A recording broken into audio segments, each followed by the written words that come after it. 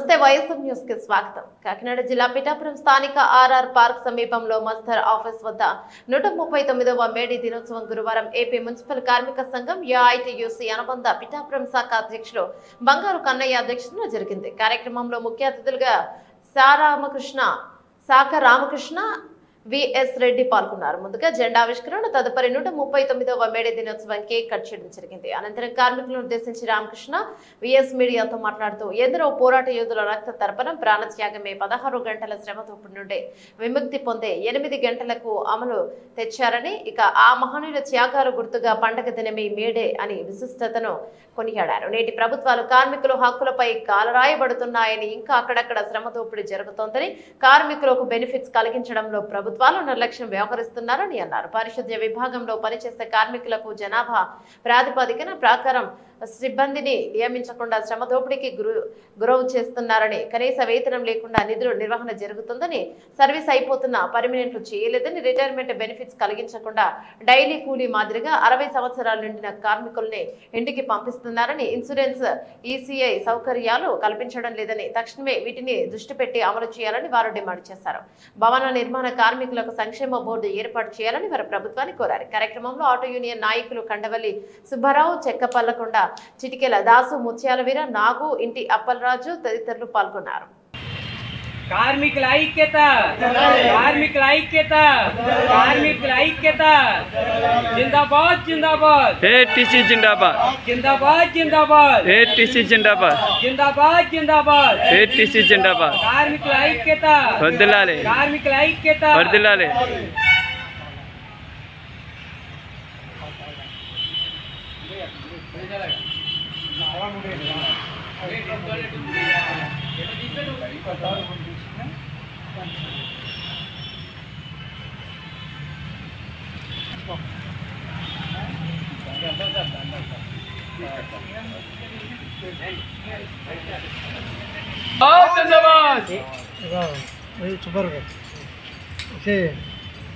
Okay okay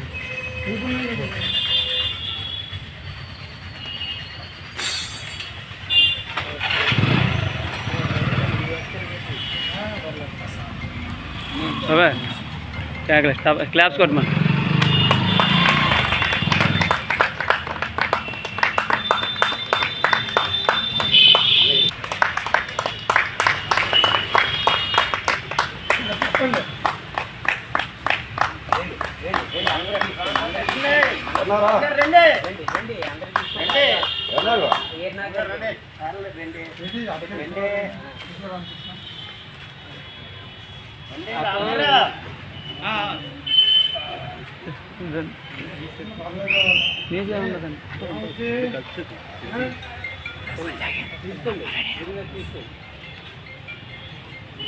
hello ఎలా చూసుకో చేస్తానండి. ఓకే సార్, అంతైంది. కార్మికులకి మేడే శుభాకాంక్షలు తెలియజేస్తూ ఉన్నాం. ఈరోజు మేడే జరుపుకోవడానికి ముఖ్య ఉద్దేశం ఎందరో మహానుభావులు ప్రాణత్యాగాలు చేసి 16 గంటల పని దినాన్ని 8 గంటలకి ప్రతిపాదన చేసి ఇవాళ కార్మికులకి 8 గంటల పని దినాలు ఆ మహానుభావులు పోరాటం వల్ల ఇవాళ ఇది సాధ్యమైంది.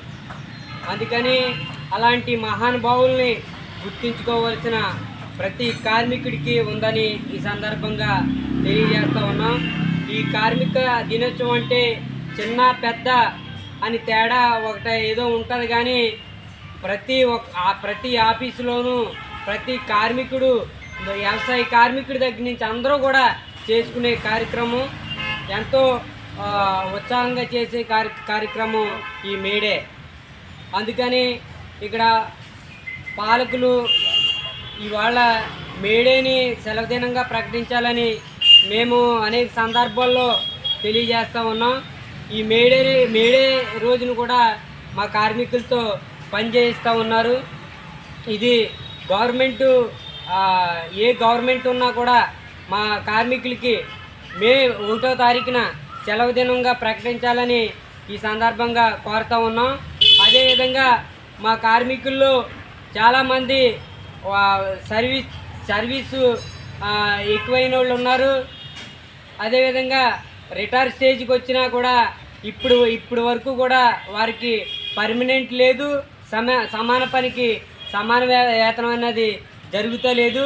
ఇక్కడ పిఠాపురం నియోజకవర్గంలో జనాభా ప్రతిపాదన ప్రకారంగా కార్మికులు చాలా కొరత ఏర్పడుతున్నా కూడా ఇక్కడ సిబ్బందిని పెంచకుండా ఉన్న సిబ్బందితోనే శ్రమ దోపిడీ జరుగుతూ ఉంది. ఇంకా వీళ్ళు ఏ కాలంలో ఉన్నారో ఇక్కడ మేము ఎంత ప్రతిపాదన పెట్టినా కూడా నాయకులుగా ప్రభుత్వాలు కానీ అధికారులు కానీ ఈ సిబ్బంది మీద ఏమాత్రం దృష్టి పెట్టకుండా వాళ్ళకి కావాల్సింది ఏది పనే చేయిస్తున్నారు తప్ప సిబ్బంది ఎంత జనాభాకి ఎంత సిబ్బంది ఉండాలనేది కూడా ఆలోచన విధానం లేకుండా శ్రమ దోపిడీ జరుగుతుంది ఇవాళ. అంటే ఇక్కడ 139 సంవత్సరాలు ఈ మేడే 8 గంటల పని దినాలు అమలు అవుతున్నదని చెప్తున్నా కూడా శ్రమ దోపిడీ జరుగుతూ ఉంది. అందుకని ఇక్కడ నాయకులు గమనించాలి, అధికారులు గమనించాలి.